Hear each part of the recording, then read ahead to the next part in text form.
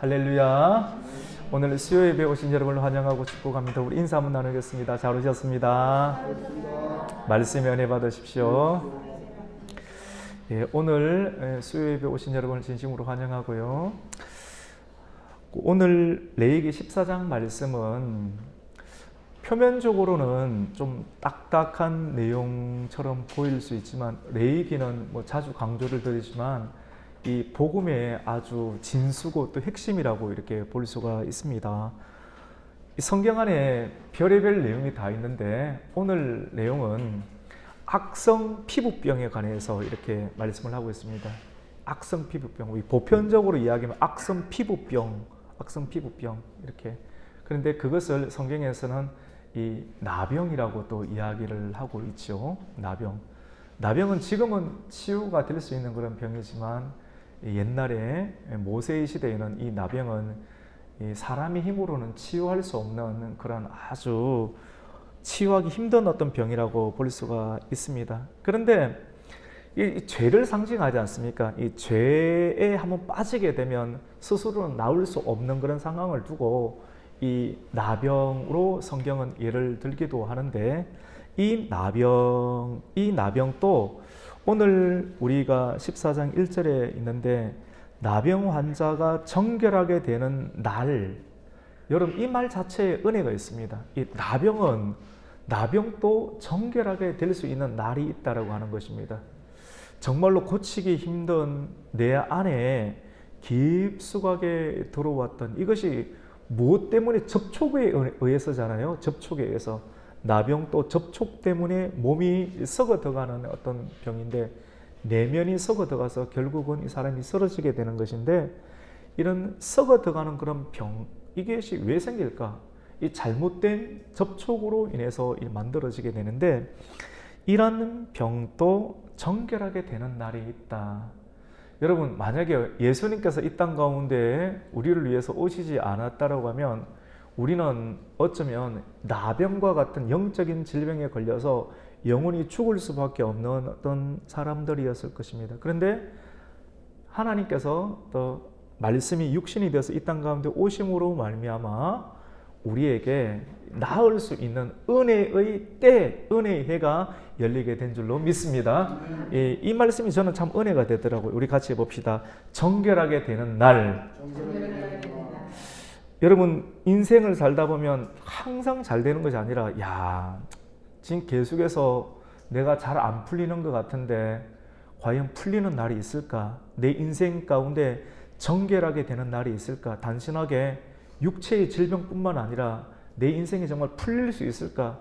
오늘 성경을 읽으면서 정결하게 되는 날에 대해서 성경은 기록을 하고 있고, 이것에 대해서 규례를 설명하고 있는 내용입니다.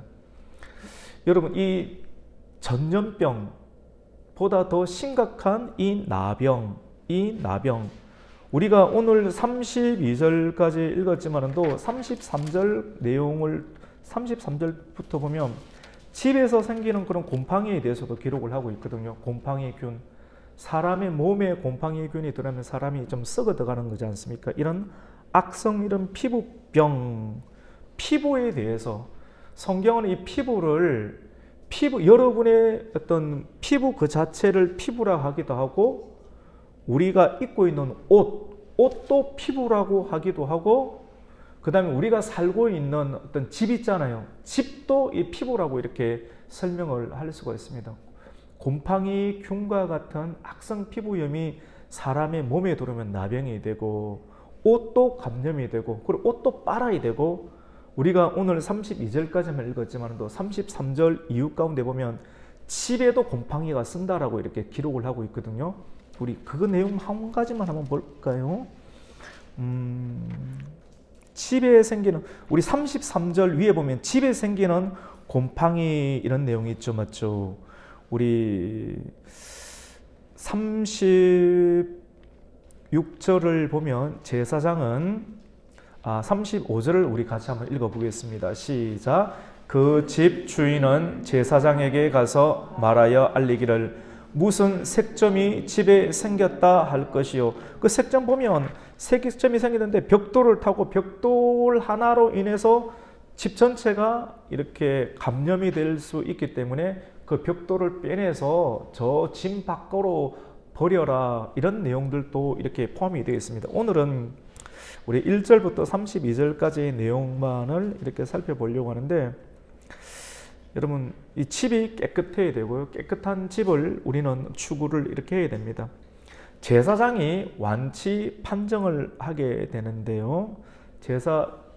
이 나병도 반드시 치유가 될 수 있는 그런 날이 있는데, 치유가 되었다라고 보았을 때 그것을 확인하는 사람이 제사장인데, 제사장이 진 밖에 나가 있는 백성들이 이렇게 모여 살고 있는 진이 있잖아요. 근데 진 바깥으로 격리를 시키는데, 그 격리시킨 사람들 가운데에서도 반드시 하나님 특별한 은총 가운데 이 나병이 치유가 되고 또 회복이 되는 경우가 있다라고 하는 것입니다. 아주 불가능한 경우이지만도, 근데 그런 은혜를 입는 경우가 있을 때 제사장이 그 완치의 판정을 위해서 백성들이 살고 있는 진을 벗어나서 그들이 있는 곳까지 나아가는 것이죠. 나아가서 바깥에서 그 사람을 보고 잘 살펴보고, 몸 안에 움푹 패여 있는 곳, 그 다음에 움푹 패여 있는 곳 가운데 이 살점이 있고, 그 살점에 흰 털이 있는데, 그 털이 흰 털이 되면 그것이 나병이잖아요. 근데 그것이 흰 털이 없고 색점이 다시 원래의 상태로 회복되었다라고 보았을 때 그 사람에게 완치가 되었다라고 하는 선언을 해주는 사람이 제사장이라고 볼 수가 있습니다. 근데 이렇게 말만 하는 것이 아니라 오늘 말씀 가운데는 정결의식이 있습니다. 완치 판정을 내리고 판정 이유 가운데 정결의식이 두 번이 들어가고요. 어떻게 표현이 좀 어려운데 이렇게 설명할 수밖에 없어요. 두 번이 들어가고, 두 번의 정결의식 이유 가운데 이 제사를 드리는 내용으로 설명을 좀 드리고자 합니다. 정결의식이 어떻게 되느냐면, 제사장이 진 바깥으로 나아가서 환자에게 진찰하고 환부가 나았을 때 이 정결의식을 하게 되는데, 여러분 저를 잠깐 보실까요? 오늘 성경에 보니까 같이 해봅시다. 백향목, 백향목을 하나 들고 가는 거예요. 백향목을 들고 가고 또 뭐를 들고 갑니까? 같이 해봅시다. 우슬초가 뭐 쑥처럼 생긴 어떤 식물인데요. 우슬초, 그 다음에 또 뭐가 있느냐면 같이 해보 홍색실, 이 빨간색 아주 정열적인 색깔의 실인데, 홍색실과 우슬초 쑥다발 같은 것을 있잖아요. 홍색실로 이렇게 묶고요. 거기다 중요한 것이 뭐냐면 같이 봅시다. 정결한 새 두 마리, 아주 정결한 새, 비둘기일 수도 있겠죠. 성경에는 직접적으로 비둘기라고 나와 있지는 않은데 이 정결한 새 두 마리인데, 그 새 중에서 두 마리 중에서 한 마리를 잡습니다. 잡는데 흐르는 물이 있잖아요. 흐르는 물가에 가서 흐르는 물에 도가니를 이렇게 담궈서 그 도가니 안에 비둘기 한 마리를 잡습니다. 제사를 지내는 것처럼 잡으면, 비둘기에서 잡으면 뭐가 나옵니까? 피가 나오죠. 그 비둘기 피를 우슬초가 그걸 이제 빗자루처럼 찍어 바르는 겁니다. 이스라엘 백성들이 출애굽할 때 우슬초에 어린 양의 피를 찍어 발라서 문설주에 발랐거든요. 그럴 때 우리가 옛날 분들은 오늘날은 뭐 붓으로 바르면 되잖아요. 그때는 붓이 없으니까 우슬초, 이렇게 쑥처럼 생긴 것을 이렇게 다 발라 묶어서 빗자루처럼 만들어서 피에 툭 찍어서 이게 벽에 발랐단 말이에요. 그래서 죽음의 사자가 이 피를 바른 것을 보고 피가 있는 집은 지나가게 되어서, 그래서 너물로 유월절이라고 하는데, 그때 서 있던 그 우슬초가 똑같은 우슬초입니다. 그래 비둘기를 이렇게 한 마리는 딱 잡아서 목을 꺾어서 피가 나오면 그 우슬초를 홍색실로 이렇게 묶어서, 빗자루 묶듯이 묶어서 딱 이렇게 묶어서 그것을 피가 나오는 것을 푹 적셔서 백향목은 여기 옆에 두고요. 성경에는 자세하게 백향목을 어떻게 썼다라고는 나와 있지 않습니다. 근데 백향목은 향이 있지 않습니까? 향이 있고 약간 뭔가를 영적인 분위기와 향을 쫙 잡아주는 거죠. 아주 든든하게 백향목을 옆에 두고 성경에 그렇게 적혀 있습니다. 그리고 우슬초와 홍색실을 엮어서 피를 흐르는 물에 담궈져 있는 도가니 안에 피를 이렇게 비둘기 한 마리를 잡아서 그 잡은 피에 푹 적셔서 요걸 가지고 7번 그 나병에 걸린 사람, 지금까지 예배도 들어오지 못하고 직장 생활도 하지도 못하고 사람이 사회적 관계가 끊겨져 버리면 공황장애가 올 만큼 너무 힘든 거거든요. 사람이 힘대 갇혀 있거나 사회생활을 하지 못하면 너무너무 힘듭니다. 먹고는 산다 할지라도 관계할 수 없으면 그것처럼 힘든 것이 없는데 집 밖에서 쫓겨나가 있다가 진짜 몸이 썩어들어가는 병이면 죽을 수밖에 없는데 하나님께서는 규례를 만들어 두었어요. 오늘 14장 1절 말씀 가운데 정결하게 되는 때가 있다.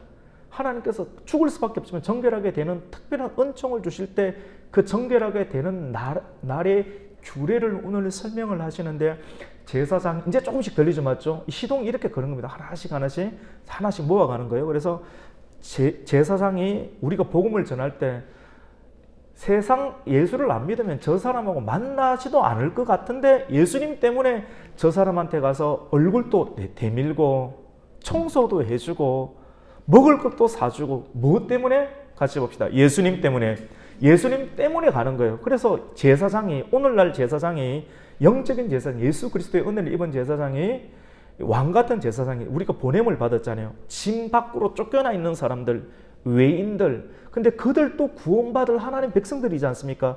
그 중에 구원받을 백성, 일반 사람 나가려 못 나가요. 근데 제사장이 나아가서 이 사람들도 하나님의 은혜로 이방인 되었지만도 외인이 되었지만도 이들도 구원받을 하나님의 날, 또 그 은혜를 입은 사람들, 정말 나았네.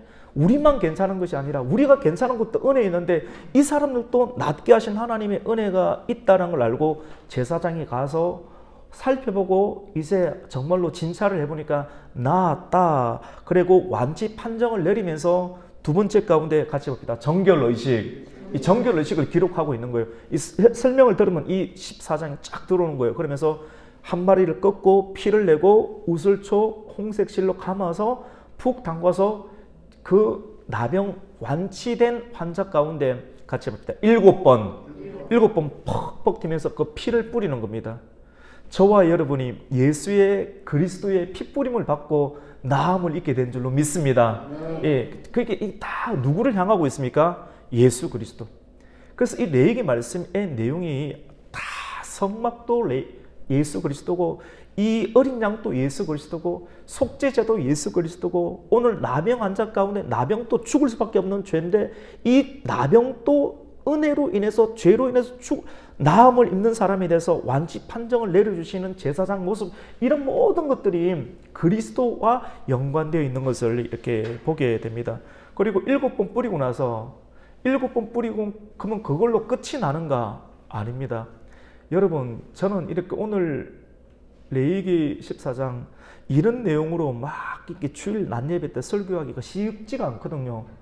이게 집중하는 것도 쉽지가 않단 말입니다. 돈, 그 다음에 능력, 성공하면 사람들이 집중 잘 되는데 이런 내용들은 아주 매니아층들, 정말로 하나님의 은혜를 더 깊게 사모하는 어떤 믿음의 뿌리를 이만큼 내리는 사람들이 좀 들을 수 있는 상황이기도 한데 사실은 매니아층만 들어야 되는 내용이 아니라 모든 사람들이 들어야지만 이런 내용들을 이해할 수 있고 이런 내용에 대해서 받아들일 수 있는 마음의 상태가 되면 그 위의 것들을 쉽게 받아들일 수 있고 또 하나님의 보냄을 받을 수 있는 일들도 감당하게 됩니다. 이렇게 하고 나서 그것으로 끝이 나는 것이 아니라 7일간 있잖아요. 7일간 딱 대기를 시킵니다. 완치가 되었구나. 그리고 정결 의식을 쫙쫙 이렇게 피를 7번 뿌리고 난 다음에 당신은 다시 진 안으로 들어와서 살 수 있습니다. 마음대로 활동할 수 있습니다. 라고 하는 것이 아니라 다시 7일 그때 이렇게 뿌리고 나서 온몸에 뭐가 있습니까? 사람은 피부 위에 뭐가 있습니까? 털이 있죠. 털을 다 깎습니다. 수염도 깎고 그 다음에 털도 깎습니다. 사도 바울이 갱그리아에서 이렇게 수염을 깎고 머리를 밀었다, 정결 예식을 치렀다 이런 내용이 있지 않습니까? 서원을 했다. 그런 내용들이 다 정결 예식과 연관이 있는 그런 내용이라고 볼 수 있습니다. 그래서 수염도 깎고 털을 깎고 싹 이렇게 깎은 다음에 같이 봅시다. 옷을 빨아야 합니다. 옷을 빨고 그리고 몸을 흐르는 물에 씻어서 7일간 격리시킵니다. 그대로 받아주는 것이 아닙니다. 지난날에 전적이 있는 사람들이 있잖아요.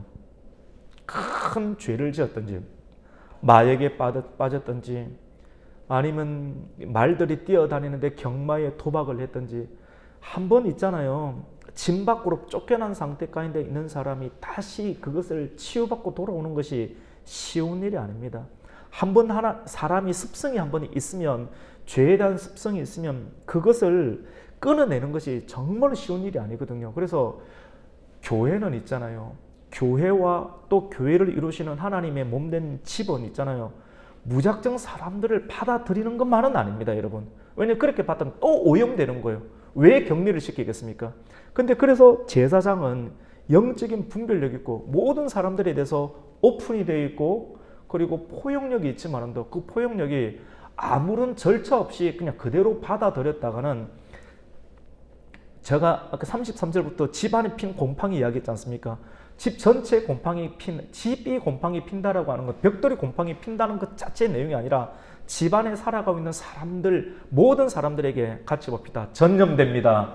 이 죄는 전염성이 있거든요. 그래서 철저하게 모든 사람들에게서 오픈이 되어 있기도 하지만도 아주 절차가 촘촘하고 세밀하게 되어 있는 것을 보게 됩니다. 그래서 7일간 격리를 또 시킵니다. 진 안으로 돌아왔지만도 7일 지나니까 여러분 털을 다 잘랐는데 털이 또 자라지 않겠습니까?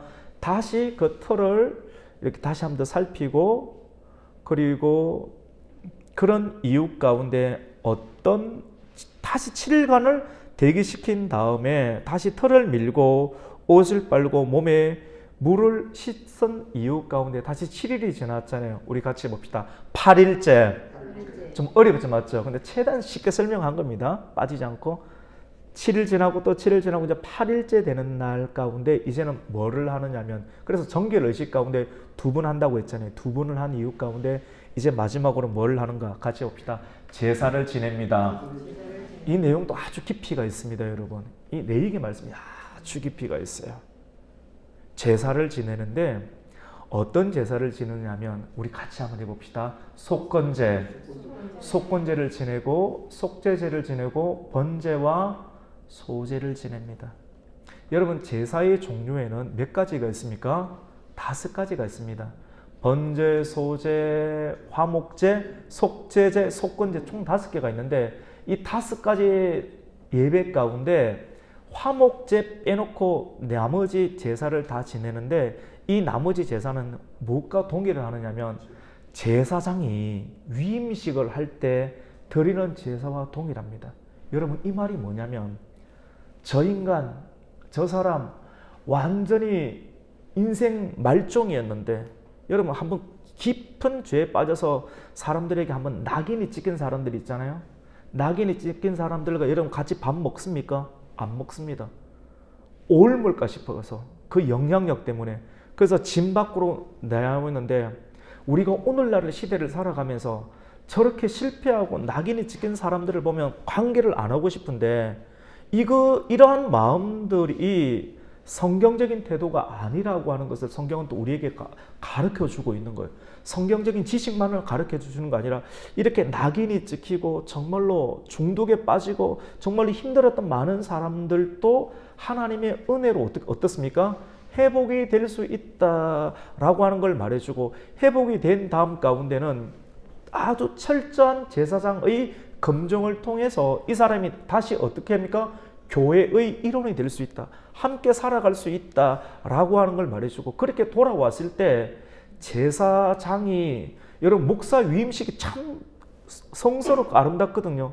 그런 거 최고의 제사장의 위임식이 아름다운 최대 행사인 것처럼 나병에 걸려서 죽을 수밖에 없는 나병에 걸려서 나음을 입고 다시 원래의 진으로 돌아왔던 사람이 돼서 최고의 기쁨과 박수와 환희를 보내주는 의식, 제사장의 위임식에 포함되는 그러한 속건제와 그리고 번제와 소제와 속죄제까지 드리면서 그 영혼을 축복해주고 환영해주고 정말 당신을 예수님께서 살려주셨습니다. 하나님께서 살려주셨습니다. 우리는 정말로 기쁩니다. 라고 함께 이제는 우리는 살아갈 수가 있습니다. 지금까지 얼마나 힘들었습니까? 라고 하는 마음으로 그 영혼들을 품어내는 어떤 일들을 오늘 성경은 우리에게 말씀합니다. 그래서 그런 내용들을 어떻게 설명을 하고 있느냐면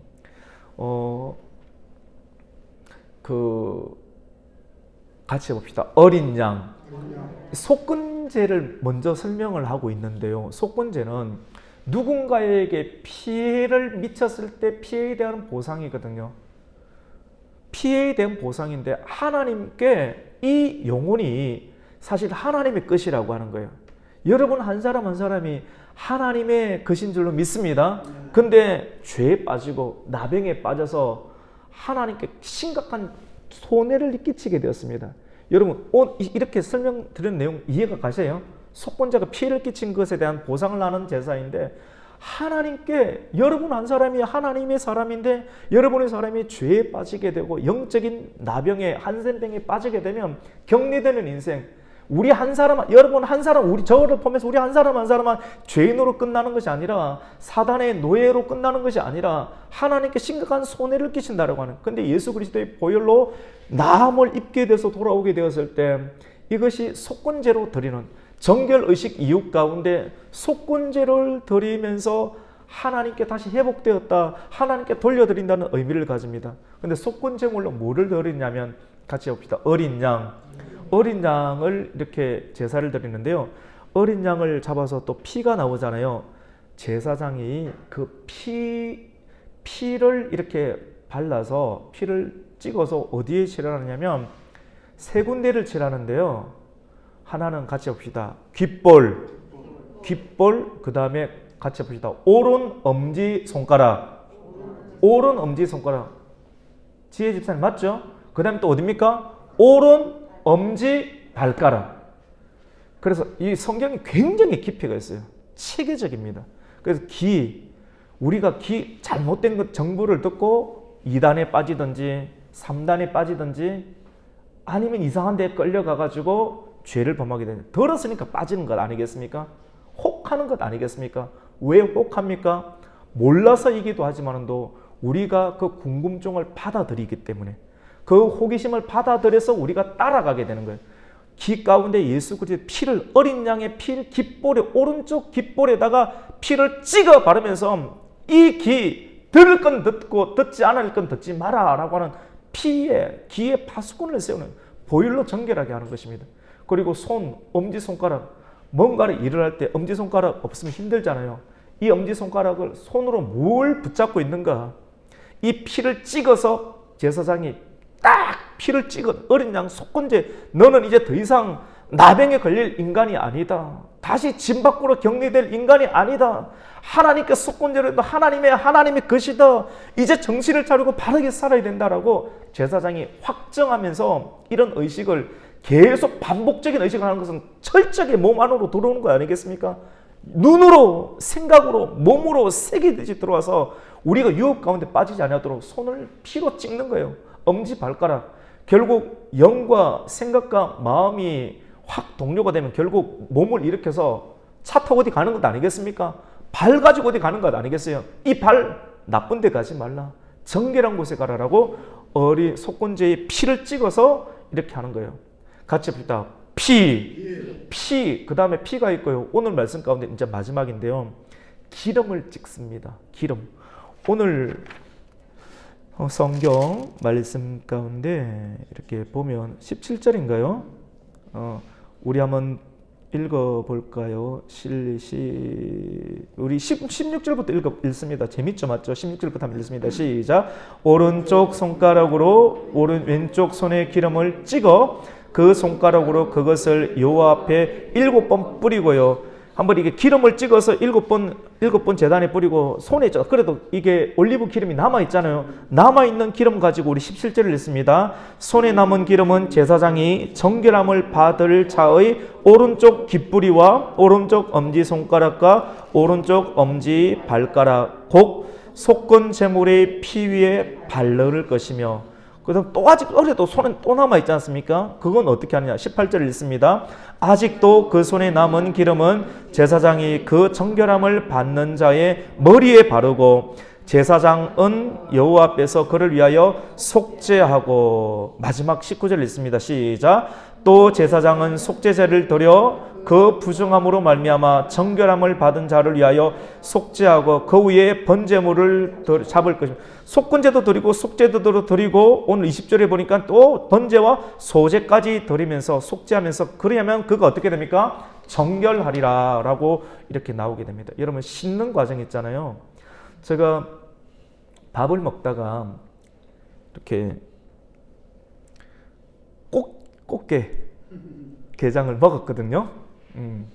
우리 집사람이 사주셔가지고 먹었어요. 내가 먹다가 보니까 조심한다고 이렇게 먹었는데 편안하게 먹다 보니까 이 꽃게 게장이 오른쪽에 튀었어요.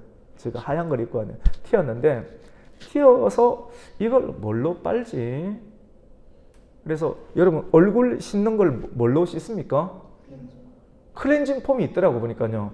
그걸 묻혀갖고 씻으니까 안 빠져나가는 거예요. 그래서 그 비누로도 하니까 안 빠져나가는 거예요. 그 안에 보고, 여보 이게 왜 안 빠져나가지? 이러니까 퐁퐁을 넣으래요. 그 퐁퐁을 넣으니까 빠지겠으면 안 빠지겠습니까? 안 빠지더라고요. 처음부터 퐁퐁을 할 걸 그랬습니다. 그래서 이게 하얀데 한번 묻어 놓으면 이게 빠지려고 하면 한참을 걸리고 약품도 쓰고 여러 번 헹궈야 되는 거예요.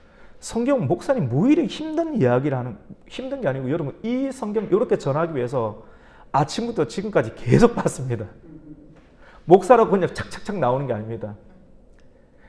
기술 하나 배우고도 미장 기술 하나도 하려고 하면 한참 연습을 해는 거 똑같이 이상으로 이게 몸에 각도 세우고 인격으로 들어오고 지식으로 들어오고 전할 만큼 하려고 하면 계속 읽고 또 읽고 나누면서 이 의미를 소화를 시키고 또 알고 함께 나누는 어떤 과정들, 여러 번 옷을 빨듯이 한 번 오염이 되면 절차가 있고요. 제사장이 나아가고 제사장이 그 사람까지 만나보고 또 알고 있는 지식을 가지고 빗대어서 맞네 확정하는, 그걸로 끝나는 거 아니라 촘촘하게 또 정결 예식, 우슬초, 그리고 홍색실을, 그 다음에 비둘기 한 마리 잡아서 피 찍고, 아까 비둘기 몇 마리라고 했습니까? 2마리잖아요. 2마리 중에 한 마리는 비둘기 사람들한테 7번 치라고 나서 남은 피를 가지고 비둘기에다가 뿌리고 비둘기 날려보내는 겁니다. 날려보내면서 이제 이 비둘기가 자기 자신이거든. 나았다라고 하는 겁니다. 누군가가 죽어서 네가 나았다라고 하는 것을 눈으로, 의식으로, 예배로 다 가르쳐주고 그것으로 끝나는 것이 아니라 또 진 안에 들어왔지만 팍 풀어주는 것이 아니라, 이게 중독과 죄에 빠지면 사람이 또 꿈틀거리는 거예요. 또 일주일간 가면 또 자라지 않습니까? 또 점검하는 거예요. 점검한 다음에 한번 털 밀고 옷 빨고 그 다음에 뭐합니까? 몸을 씻고 그 다음 가운데 제사를 드립니다. 제사 5가지 제사 가운데 화목제 빼놓고 나머지 속건제, 속죄제, 번제, 소제 다 드리는 거예요. 다 드리면서 또 빨고, 여러분 옷 하나에 고추장 묻은 것도 빠는 것이 그렇게 쉽지가 않은데 사람의 생각, 영, 감정, 그리고 이 감정에 의해서 시달리는 모든 신경세포, 신경세포에서 기억하는 몸의 세포의 기능, 우리가 어디로 죄를 짓고 어떻게 하는 모든 이런 것들을 뽑아내는 일들이 그렇게 쉬운 일이 결코 아니라고 하는 과정들을 철저하게 우리에게 알려주고 있는 아주 실질적인 내용입니다. 근데 이런 내용들이 얼마나 복잡합니까? 이렇게 복잡하고 체계적으로 하면서 죄를 한번 짓고 죄에서 빠져나오는 것이 이렇게 쉽지 않은 일이구나 라고 하는 것을 알게끔 하고, 근데 예수님께서, 어린 양 예수님께서 단번에 이 일들을 행하신 줄로 믿습니다. 그래서 그 예수님은 단번에 일을 행하셨고 그 일들을 믿으면서, 마음 가운데 믿으면서 죄의 유혹과 그리고 죄의 쓴뿌리들을 예수 그리스도의 보혈과 기름은 무엇을 상징합니까? 같이 해봅니다. 성령. 이 기름으로 17번 찍어 바르고 하지 않습니까? 또 틀고. 그렇게 피와 예수 그리스도의 보혈과 성령의 불과 같은 어떤 기름으로 우리의 내면과 마음들을 치유하고 회복시킬 수 있다라고 하는 내용을 오늘 제목 악성 피부병의 치료라는 제목을 통해서 우리는 살펴보게 되었습니다. 이런 아주 중요한 과정과 함께 우리가 적용할 수 있는 아주 마지막 내용은, 우리가 그래도 은혜를 입고 입어서 말씀을 듣는 자리에 있지만 아직 말씀을 듣는 자리 가운데 오지 못한 짐 밖에 있는 영혼들, 저 사람은 아니야 라고 하는 영혼들, 그 영혼들도 교회로 들어올 수가 있고 함께 밥을 먹을 수 있고 함께 친밀하게 지낼 수 있는데, 오늘날 우리 사회 가운데 보면 큰 중범죄를 지은 사람들에 대해서 우리는 어떻게 합니까? 안 만나려고 하고 낙인을 찍어버리는 경향이 있습니다. 그건 율법적이지 않습니까? 율법이 율법으로 존재했다면 우리도 죽었을 것 아니겠습니까? 근데 율법보다 더 크신 예수님께서 우리에게 오신 줄로 믿습니다. 그 예수님을 우리가 믿음으로 나병 환자도 나을 수 있는 날이 있고 정결하게 되는 날이 있고, 이렇게 정결하게 되는 날 가운데 예식과 제사와 이 모든 과정을 했을 때 낙인 찍지 말고 그들도 같은 우리의 한 지체로 받아들일 수 있는 어떤 열린 마음들이 저와 여러분에게 생겨야 할 줄로 믿습니다. 이런 마음이 있을 때 교회는 부흥할 수가 있고 우리 마음 가운데 누군가를 전도할 수 있고 또 세워줄 수 있는 귀한 역사가 있게 될 것입니다. 오늘 이 말씀을 통해서 힘든 사람 낙인 찍지 말고 그들도 구원받을 수 있다라고 또 이야기를 해주고, 또 그들이 왔을 때 손잡아주고 대화 나눌 수 있는 어떤 역사.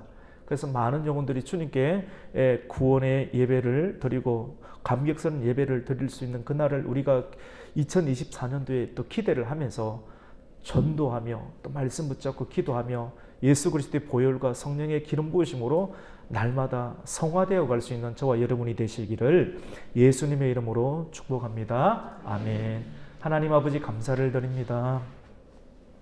오늘 수요일 긴 내용이었습니다. 긴 내용을 또 우리가 반복해서 들으면서 지식적으로 이해가 되고, 또 이런 내용들을 먼저 일러두었던 하나님의 마음도 이해하고 예수 그리스도와 또 성령의 역사도 알게 되었습니다. 알게 된 우리가 이제 남은 것은 이렇게 행동할 때입니다. 하나님, 교회에 들어오지 못한 비그리스도인들 또 주님께서 그 나병을 낫게 하고 정결하게 되는 날에 대한 규례를 설정하신 것은 그들도 이방인들도 외인들도 하나님의 자녀가 될 수 있다는 마음을 가지고 전도하게 해주시고, 그들에게 또 복음을 전하게 해주시고 함께 밥을 먹고 함께 나누며 형제애를 나눌 수 있는 사랑의 교회로 우리 교회가 계속 세워져 가게 하여 주시옵소서. 이 말씀을 듣는 영혼, 가정 또 지체들 가운데 정말로 돌이킬 수 없는 실패와 아픔으로 고통받고 있는 영혼들도 오늘 이 말씀을 통해서 하나님의 은혜를 잊고자 하는 열망을 가지게 해주시고, 그 열망의 뜻 가운데 하나님 임하심으로 하나님의 소속감 있는 귀한 역사가 일어날 수 있도록 주여 역사하여 주시고 축복하여 주시옵소서. 예수님의 이름으로 기도드립니다. 아멘.